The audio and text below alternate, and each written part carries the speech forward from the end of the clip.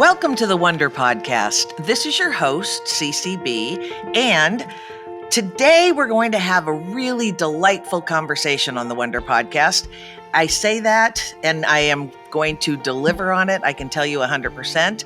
I want to remind us all that the ONEder Podcast is available on all podcast streaming services, and please follow.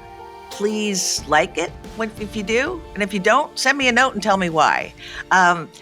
We are going to talk today with the COO of Seattle Storm, and we're going to tie this all together. Like, what does that have to do with the built environment? You are going to hear. First, I'm going to say welcome to Rohre Titcomb. Thank you. Great to be here and excited for the conversation. I know, I am too. So what we'd love for you to do, our listeners love to hear, what's the journey that our guests took to get to the place where they are today? Give us a little background. So, well, I'm Rory. I'm the COO here, and my journey is a little winding, but has all leads me just to where I need to be, which is here as the COO of the Seattle Storm.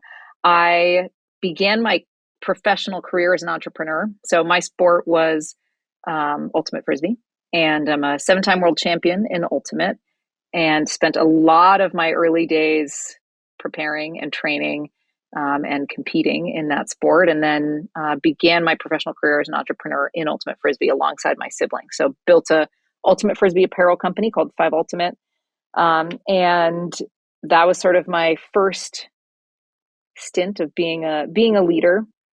And as then I transitioned out of that role, moved into startups and did work in venture capital, and got to look at a lot of different business models, explore and understand kind of how technology informs business. And then finally, now I'm here as the CEO of the Storm. And, my big 3 things that I care about, I believe that there's power in women. I think there's a lot of untapped potential in the women around the world. And if anything we can do, or if I can take my skills in service of unlocking the power of women, that makes me pleased and proud. I care about sports as a former athlete. That's my big kind of unlock for myself, is my athletic journey really helped me understand my strengths, build my confidence, and taught me a lot about being a leader. And then I believe that there is a really, really great role for businesses to play in our society. And that's where my strengths are. So as I sit in the seat I'm in today, I just feel like those 3 things come perfectly together. I'm in Seattle. I'm a Seattle-born native, and I would not want to be anywhere else with 3 passions like that: women, business, and sports. To me, the dream is to be here with the Storm. It certainly sounds that way. We are delighted to have worked with the Storm on your new Center for Sports Excellence. I would love for you to help us understand, how does the COO, core responsibilities for driving operational excellence, what does that look like? How does that fit into working within that particular structure, the building itself, but then how does that move out into community? Because it feels like community is another big, huge element of Storm. Absolutely. Oh, community is at the core of everything we do. As the CEO, my responsibilities are very varied, but the key things I focus on, one of them is business operations. So that happens physically here at the Center for Basketball Performance, and of course out in the community. Facility operations, so really keeping this building, this incredible asset, healthy and happy and beautiful and fresh and functioning, every minute that we need it to. I also work on broadcast operations and run all of our home game operations, and the really fun stuff, IT. And then I also have the joy of getting to work on our merch line of business. And as a former apparel entrepreneur, it kind of is just a little bit of a dream of mine to get to do our merch as well. So you asked a little bit about, how does operational excellence connect with our physical space in this building that we have? And, I joined the Storm just shy of 2 years ago, and where we had been working out of, and our basketball team had been playing and practicing and training out of a disparate set of locations all across Seattle. And we didn't have a central place where we could all be together and collaborate and do our jobs effectively. And it's really, really surprising when I look back and think, oh my gosh, how did this business work without a central place for us to call home? And we made it work.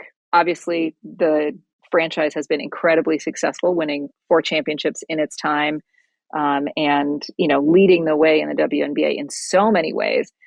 And we had operational excellence then, of course.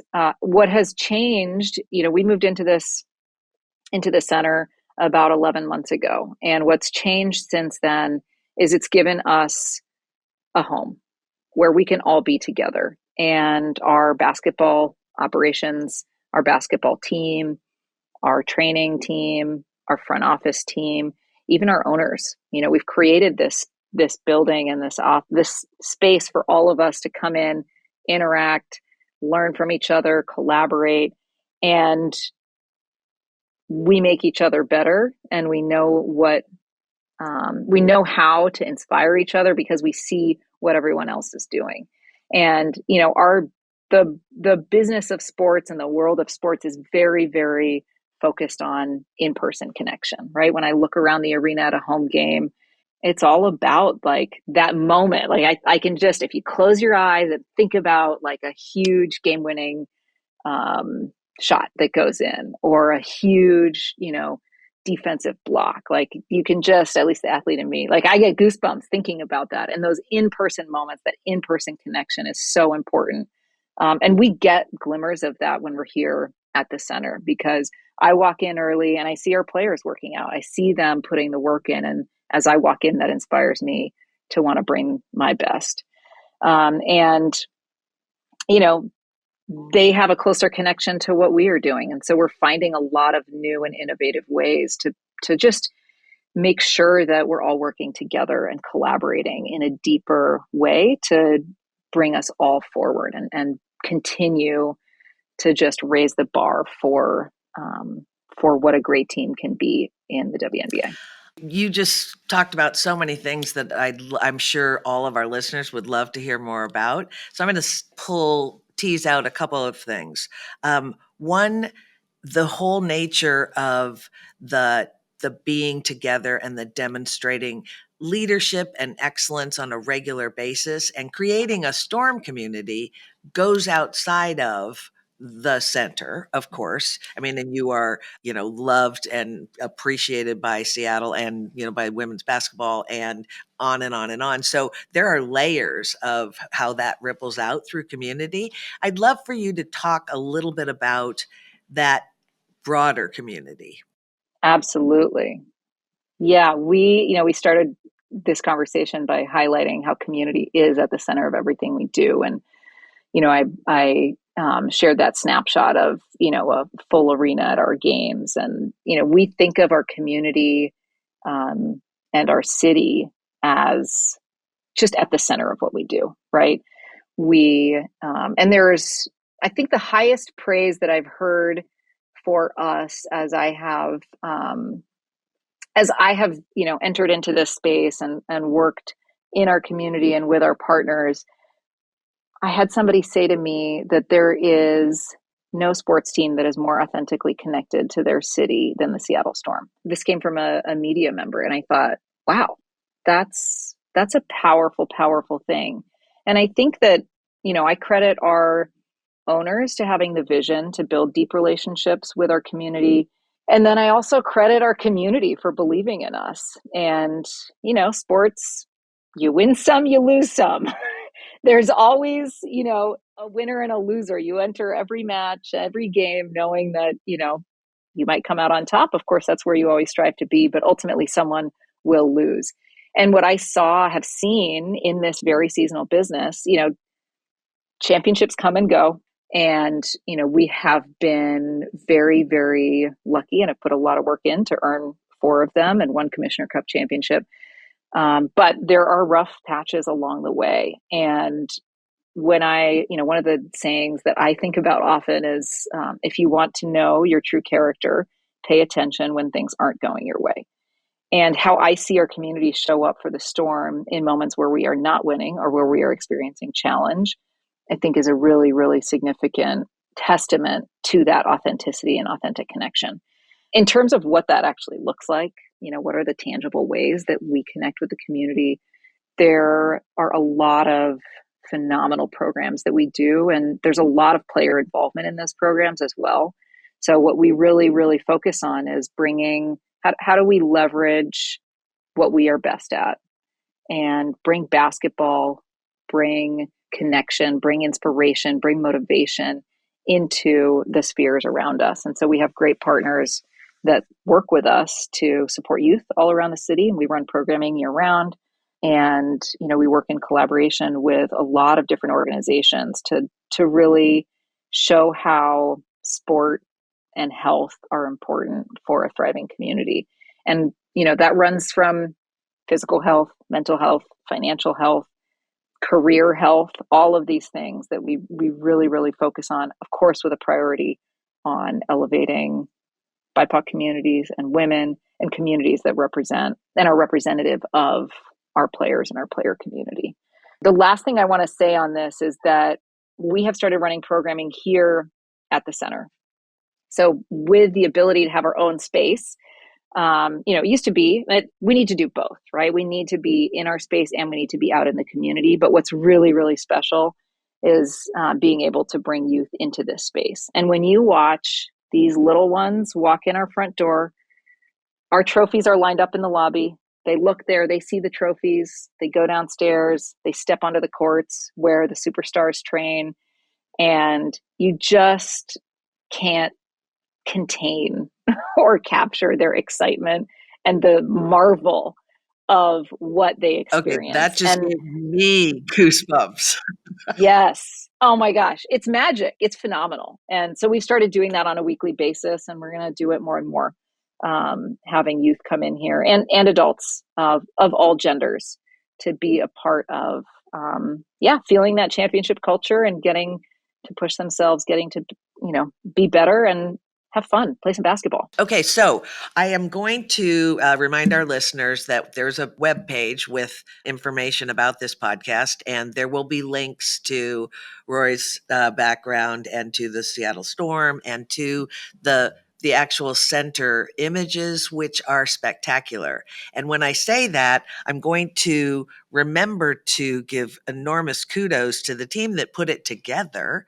That was an all-women team, which was amazing, all women led through design, architecture, construction, and the furniture, which was our component from One Workplace. But and the owner's rep and the real estate broker. I mean, everybody who put the deal together, all of it, yes. All women who did a magnificent job.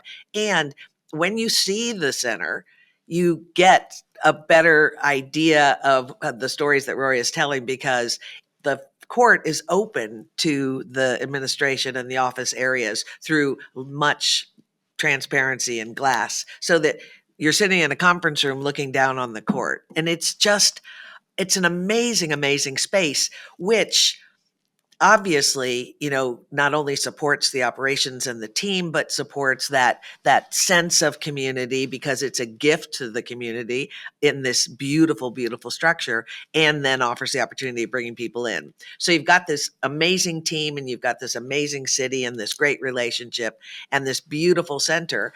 And you mentioned merch. And I just wonder, what's that going to look like? How much better can it get? Or what are you envisioning? Gosh, when I was on a call recently and somebody asked me, where are the opportunities in women's sports right now? And there are a lot of opportunities in women's sports. If we look at the growth across every aspect, it's phenomenal. And there's a huge, huge opportunity in merch. And when I think about what I'm excited for us to do and how we want to capture that opportunity, there's a couple of key things. One of them is, and this, having the connection at this space in the center helps with this, right? I want to bring more connection between our players and the merch that's out there. If you listeners out there have paid attention to the WNBA, you probably know that there is a very, very fun connection between fashion and our players.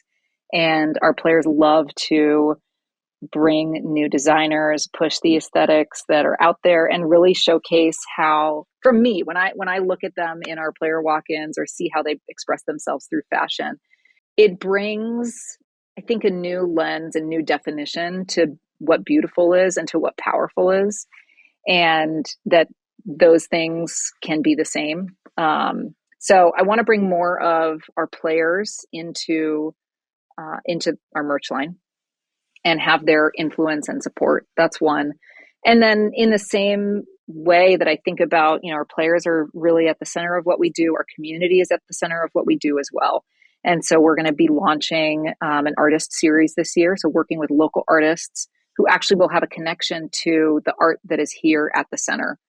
Some of them will. And we have done, we didn't even get into this, but throughout the design process for this building, there was player involvement. And we had an art committee that came in and conducted interviews with players and got their insight, got their input into what did they want the space to feel like? How did they want to feel when they walked in that door? And what were the important elements, visual and physical, to set them up to show up, perform, bring their best every single day that they walk in the door?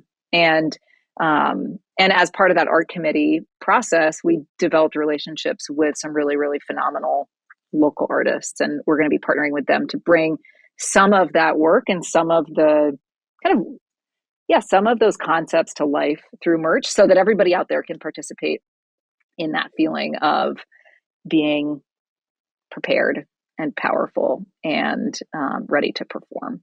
So those are just two things. There's a lot of opportunity to diversify our product offerings. And so you'll see that more too. And we're going to be experimenting to really tap into more of that opportunity, because we know that, every athlete knows this.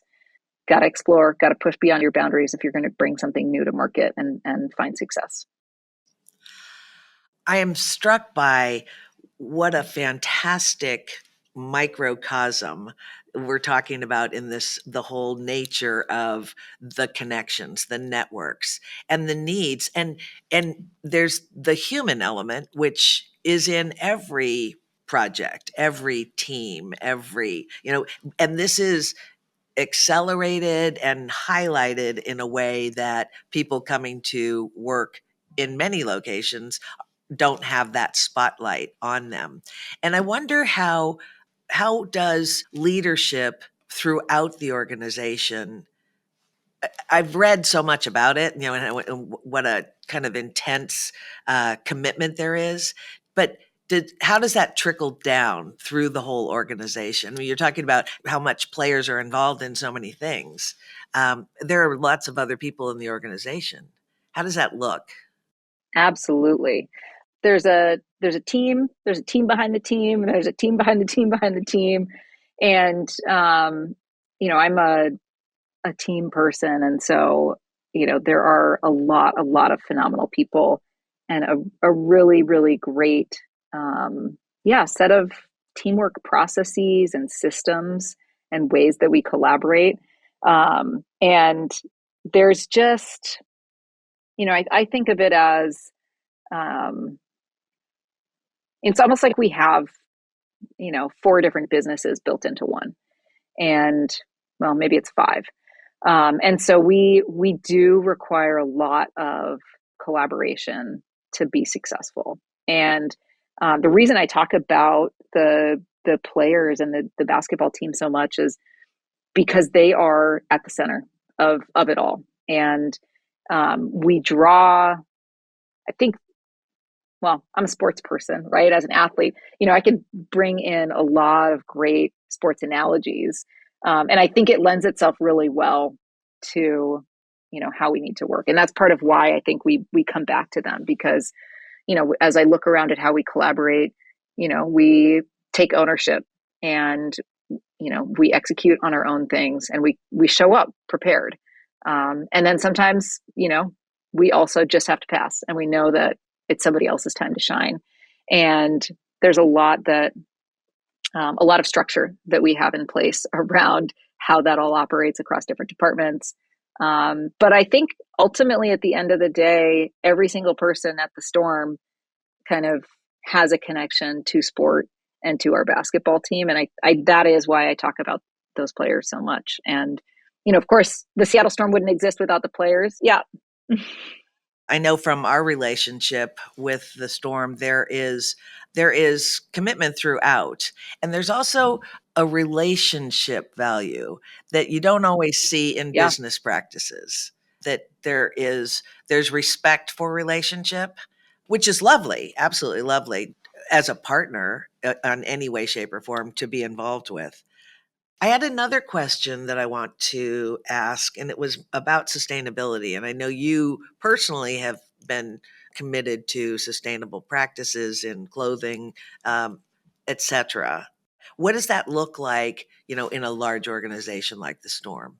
Um, the Storm is a signatory of the Climate Pledge, and we play our games at Climate Pledge Arena. So we have a really close collaboration with their sustainability team in terms of the environmental impact that our games have. And so if you've come to a Storm game, or if you will be coming, as I hope you will be, to a Storm game soon, there are a lot of elements that go into our game day that focus on sustainability. So, the arena has really, really great recycling practices and composting practices and great policies around reusable everything from concessions to the merch we bring in, to all of the kind of unsexy back end stuff.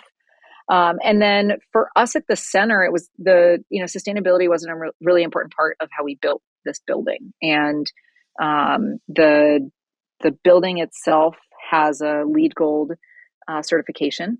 And so we are very proud of that. And there's fun stuff. Like we have an award-winning concrete mix for the building envelope. So we have a tilt-up panel construction method, and the concrete that was used to build our panels has the lowest carbon footprint of any concrete mix in the world. I did not know that. Yeah, okay. I know. It's kind of a funny thing that I need to remember to tell everybody. I'm like, hey, I know it looks like just some poured concrete walls, but it's award-winning. And, it doesn't look much different from other poured concrete walls. It's got imperfections and little smudges and all that good stuff. But, it was important for our ownership and for us as stewards of the land that we're on and the space that we're in and being a part of this community to have a really sustainable approach to some of the fundamental elements of the building. We also have solar panels, so we're able to leverage that for a lot of our energy consumption, and lots and lots of kind of day-to-day sustainability focus, as well as sustainability focus on kind of those bigger elements. And it was a big investment to, go with this concrete mix that nobody really knows about, or that the story isn't told very often, but from a carbon footprint standpoint, has a really significant impact. The architect that designed the building was Zimmer Gunsel Frasca, who are major Pacific Northwest design firm of great renown and have always been committed to sustainable practices and drive. And again, I think I keep thinking about the partnerships and how so true. They're not inconsequential and they're not unintentional. Yeah, you look for people that, had similar values, similar goals. Yeah, and life is too short to spend it working with people who aren't going to be bringing the same energy and passion that we do. And I think that was really important for our ownership, for our owner's rep in the building, in the construction and design. You mentioned this, like the teams were women led, and that was really important from a process standpoint, but it was also really important from an outcome standpoint. And the process piece means that the relationships we built and the people that we worked with and empowered, they are a part of our story, each and every single one of them, from the woman who poured concrete on those concrete panels to, the women at One Workplace who helped us select and install all of this terrific furniture that we have. And every single step of the way, there were phenomenal women, and they're a part of this journey and part of the building itself. And then in terms of the outcome, it was important that we had people on this project who understood what it could mean to have a space for yourself, and could understand how meaningful it would be to have something that was built just for you. Our players, our staff, many, many women in the world look around and live and exist and work in spaces that were not designed for them. And we wanted to create a space that was designed just for us. And having women who understood, or people who understood, the importance of something that is purpose built for you, knowing that much of what is out there is not, made a huge, huge impact on the outcome of this building and how special it is. That just makes me think it will last for a long time. And how, from a storytelling perspective, you look for team members that are the best at their craft. When you're looking for new people to come in to the organization, it's interesting to think about how is that filter to share the ongoing commitment to excellence. Is that a box that has to be checked? One would think probably yes, but absolutely. And I think this starts with our owners, actually. They're very involved and they are very visionary. And I think this building is a great example. When we announced that the Storm was going to be building a dedicated practice facility, we were the first to declare, we will be the first ground up, purpose-built practice facility. We opened shortly after the Aces opened their practice facility. So this is 11 months ago. We were the only 2 franchises that had dedicated spaces for our players. A quick 11 months later, it's table stakes. Everybody has to have one. You'd be a draw. Exactly. And I didn't think it would happen this fast, and I've heard our owners, they talk about, one of the great things about leading from the front is you get to be first, and that feels really great. And then the challenge is, you carry that marker as far as you can, and you establish a new standard. And because you're first, you expect and that other people are going to follow behind and they're going to beat you. And that's just how it goes. And then you pick up your marker again, you say, okay, how much farther can we push it? And that kind of competitive but collaborative approach is exactly what, it inspires me. I want to be the first, and then I want to be beat, and I want to get better. And the owners really, really bring that focus on striving for the best, knowing that you will be surpassed at some point and you need to keep going. And so when I think about, the filter of excellence and the filter of longevity and the type of people that we want to bring in to this organization and the values that we have, there is a lot of them imbued in that. And of course, we want the best people. We want people who believe in this as its own thing and are excited to build it in a way that no one else has built anything before. And that innovation and entrepreneurial spirit requires a very unique, competitive, driven, hunter,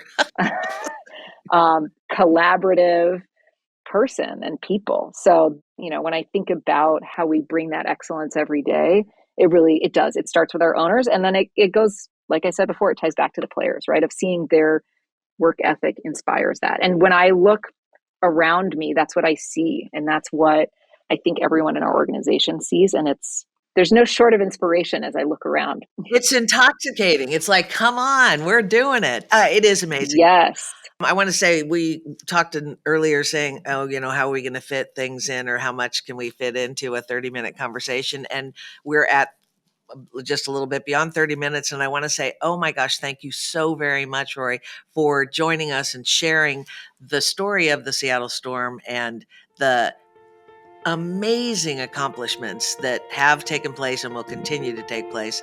And we wish you all the best. Seriously, I can't wait to come to a game. I will get my ticket up to Seattle soon. Let's do it. Okay. Thank you so much for having me. And to all the listeners out there, I'll see you at a Storm game soon. Excellent. Bye-bye.